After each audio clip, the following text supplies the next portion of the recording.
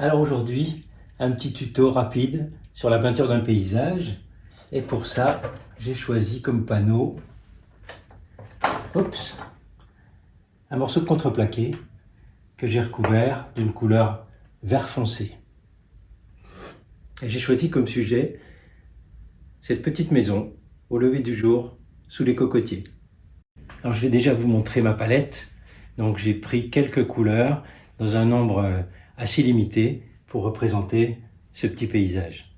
Nous avons du noir, de l'ombre naturelle, de la terre de sienne brûlée, de l'ocre jaune, ici un bleu qui est un bleu de Chine, un rouge vermillon, un orange vif et un jaune moyen, et bien sûr du blanc qui n'est pas encore sur la palette.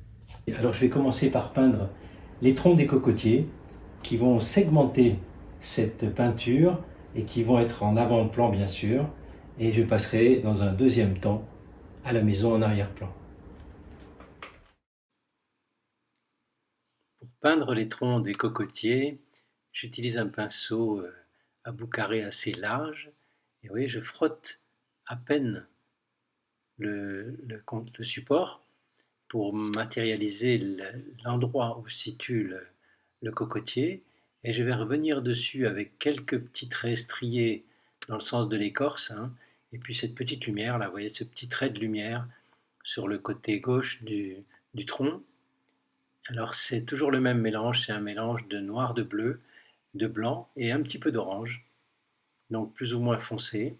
Mais bien entendu, les cocotiers ne sont pas les sujets principaux, n'est-ce pas? Donc ça reste quelque chose qui doit être très suggéré, pas trop détaillé. Les détails seront plus importants sur le sujet principal qui est la maison avec la végétation plus en arrière. Maintenant je commence à dessiner les palmes des cocotiers, alors un mélange de vert qui est du jaune, du bleu et un tout petit peu de rouge. Et je vais l'éclaircir un petit peu de temps en temps, rajoutant un peu de jaune, alors bien sûr un peu de blanc également. Je rajoute quelquefois un peu d'orange, parce qu'il y a des variations dans les teintes de ces palmes. Donc je vais foncer un petit peu par endroits, je vais éclaircir par d'autres endroits. Vous voyez ici c'est un petit peu plus orangé. Tout ça avec le côté du pinceau, toujours le même pinceau assez large, vous voyez. Il ne s'agit pas d'être trop réaliste, on va juste suggérer ces palmes de cocotier avec ces petits traits, avec ces petits traits striés, en variant les couleurs, en variant les touches, mais en respectant un peu le sens de la végétation, c'est-à-dire cet aspect très particulier des palmes de cocotier avec une nervure centrale et ces petites stries de chaque côté. Je rajoute des tons plus clairs avec un mélange de jaune, un petit peu d'orange, éventuellement d'ocre jaune, et je contourne soigneusement les troncs des cocotiers pour ne pas rentrer dedans, pour montrer qu'ils sont plus en avant, n'est-ce pas? Et je peins maintenant les fleurs de bougainvillier sur le côté gauche. Vous voyez, toujours avec le même pinceau, des touches très spontanées. Donc voilà, j'ai commencé par mettre en place l'avant-plan de façon sommaire, vous le voyez, avec ces troncs de cocotiers, avec les palmes qui descendent ici, quelques-uns. Et puis ici, le pied de bougainvillier, avec des couleurs pour l'instant un peu trop foncées, mais on reviendra dessus ensuite. Et maintenant, je vais poser les repères de la maison qui est en arrière. Alors je vais commencer par peindre le bord du toit avec cette fois-ci un pinceau un peu moins large et un mélange assez foncé d'ombre naturelle et de noir. Et vous voyez, je fragmente ce trait puisqu'il y a les palmes qui sont en avant. Ensuite, je vais peindre les fenêtres. Donc ces fenêtres, d'abord un petit peu de végétation ici. Euh, voilà, encore là. Et les fenêtres donc vont être peintes avec un mélange très foncé également. Et vous voyez, j'utilise le côté du pinceau pour faire la forme des carreaux noirs. Voilà, comme ça, en laissant la structure blanche plus claire au milieu. Là, je peins les volets qui sont dans un ton un peu plus sienne brûlée. Et là, ici, c'est la base du toit en avant, pareil avec un trait haché, et je vais tout de suite montrer les parties les plus sombres de la maison à droite, c'est-à-dire la varangue, c'est-à-dire ce qui est un peu sur le côté, et ainsi qu'une probablement une fenêtre. C'est pas très bien identifiable comme ça sur la photo, mais enfin c'est une partie sombre, ça pourrait très bien un volet fermé. Là c'est la base de la maison, toujours avec des traits assez fractionnés, et ici au-dessus des bougainvilliers une partie plus foncée. Alors je commence aussi à montrer la partie qui est le plus en bas de la maison, c'est-à-dire qui est sous le toit et qui est donc beaucoup plus à l'ombre en contre-jour. Et je vais aussi mettre quelques touches de vert qui représentent la végétation.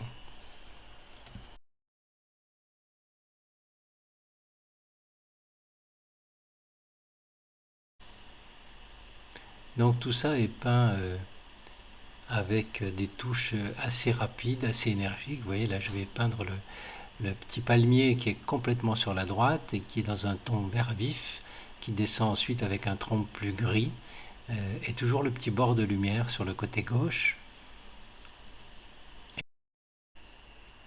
Alors pas trop de détails, hein, juste quelques petits éléments pour situer les différents éléments. Ici donc des petites branches de palmier un peu plus claires en dessous des fenêtres, et qui laissent bien sûr le tronc du cocotier intact, puisque ces cocotiers sont plus en avant par rapport à cette végétation qui est plus proche de la maison.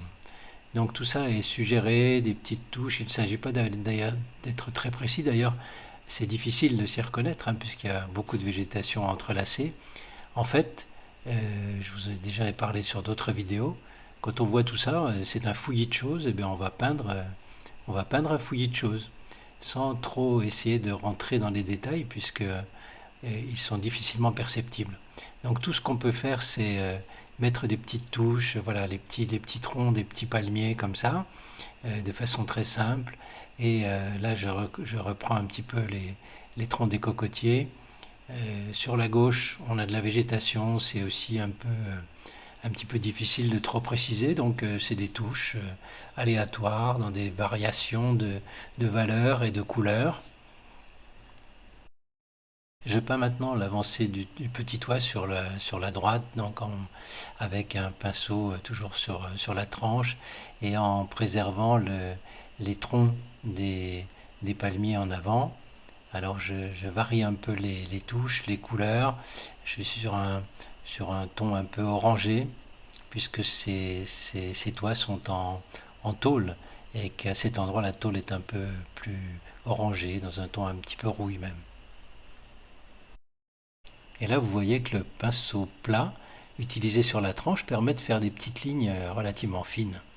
Alors là, je suis sous ce qu'on appelle la varangue. Là, c'est la partie droite de la maison. J'ai un ton blanc cassé qui est un mélange de blanc, d'ombre naturelle et de bleu. Et je vais matérialiser également la base de la maison, sur laquelle va s'appuyer une petite barrière qu'on fera après. Alors je peins maintenant les montants des fenêtres avec un ton assez clair également, et en étant assez haché, puisqu'il y a un peu de végétation qui va cacher une partie de ces montants de fenêtres. Pareil pour ici. Alors vous voyez, toujours avec le tranchant d'un pinceau plat, je n'utilise pas de petit pinceau. Alors c'est pas tout à fait droit, on est d'accord, c'est pas tout à fait d'équerre, mais là je voulais aller assez vite. Je reprendrai peut-être un petit peu à la fin, mais bon, ça n'a pas beaucoup d'importance. Là donc je suis encore dans la retouche des volets en rajoutant un petit peu plus de ton orangé, et là c'est la partie qui se situe entre les montants des fenêtres, entre les volets. Passons maintenant au ton plus clair sur la maison. Avec un ton ocre orangé léger, je vais, avec une peinture assez fractionnée, peindre un petit peu ce qui pourrait être un toit sur la gauche, et ici le toit de la maison face à nous, en restant effectivement fractionné, puisque je suis entre les palmes. Je respecte donc les branches qui sont en avant, et je peins en peinture négative le toit dans cette valeur un petit peu gris bleuté. Je reviens maintenant sur la partie la plus claire sur la droite dans le fond, donc il y a un peu de lumière qui transparaît, et donc je l'ai matérialisé avec quelques petites touches. Je peins maintenant la façade qui est sous le toit, donc avec un bleu gris. Donc, alors je contourne soigneusement les troncs des différents cocotiers, et je vais montrer aussi maintenant la bordure avec la même couleur, la bordure qui est à la base de la maison. Et là je rajoute quelques palmes sur le côté gauche, voilà, avec toujours la même technique, hein. Et je reviens un peu sur des couleurs un petit peu dans ces palmes, et maintenant sur les bougainvilliers en rajoutant un rose plus clair, un peu plus coloré. Alors c'est un mélange d'orange, de rouge, de blanc, et vous voyez, avec des variations de couleurs dans ces bougainvilliers. Alors je vais entre ces bougainvilliers, donc une valeur un peu plus foncée avec un mélange de bleu, quelquefois un peu de noir et du vert. Je représente aussi la petite lumière là sur le côté droit du cocotier. Et maintenant le gazon en bas en avant-plan avec un vert assez foncé. Vous voyez que je contourne un petit peu les petites feuilles blanches que j'avais, enfin les petites feuilles claires que j'avais mis en bas. Et là voilà, je varie un petit peu les tons. Allez, une étape de plus. Maintenant, je vais peindre le ciel très clair au-dessus de ce petit paysage, cette maison, cette végétation. Et je vais peindre le ciel avec la méthode de la peinture négative. Et je vais toujours utiliser mon pinceau plat à bout carré avec un mélange très clair d'un bleu très clair. Je contourne soigneusement les palmes également, en laissant la bordure supérieure du toit pour bien comprendre où s'arrête le toit et où commence le ciel. Et vous remarquez comment je fais pour identifier les palmes. J'utilise le côté, le tranchant, le côté plat du pinceau pour laisser ces espaces colorés et montrer bien que la lumière transparaît à travers ces palmes. Sur la droite, donc, des feuillages seront plus foncés. Je reviens un peu sur le toit, que je colore un peu, et sur les montants des fenêtres, en accentuant un peu la couleur claire parce qu'ils ont foncé depuis que la peinture a séché. Avec un pinceau plus fin, je reviens sur les lumières, là, sur le côté gauche des arbres, ce petit trait lumineux qui va permettre de les mettre un petit peu en relief. Voilà. Idem pour le tout petit palmier sur la droite.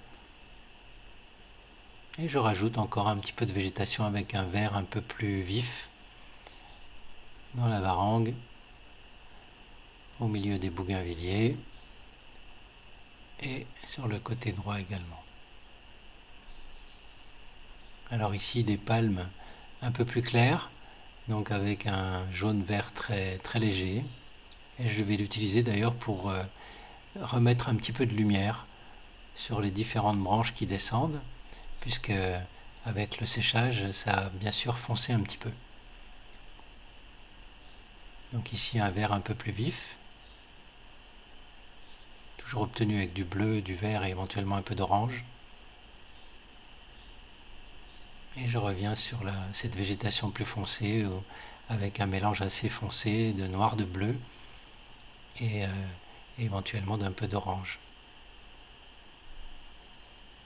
Ici en bas, je repasse sur la lumière qui filtre dans le fond à droite, dans le fond du paysage. Et là, je vais peindre le gazon, bien sûr, beaucoup plus foncé dans cette partie-là. Allez, je reprends un petit peu le ciel pour bien marquer la lumière qui filtre à travers les branches. Et la règle, un pinceau fin pour montrer la structure de la barrière. Ce petit tableau est terminé. Vous voyez que j'ai rajouté quelques petits détails. J'ai rajouté quelques touches de couleur sur les fleurs, quelques touches plus jaunes, plus claires sur les cocotiers. Et j'ai repris un petit peu les fenêtres.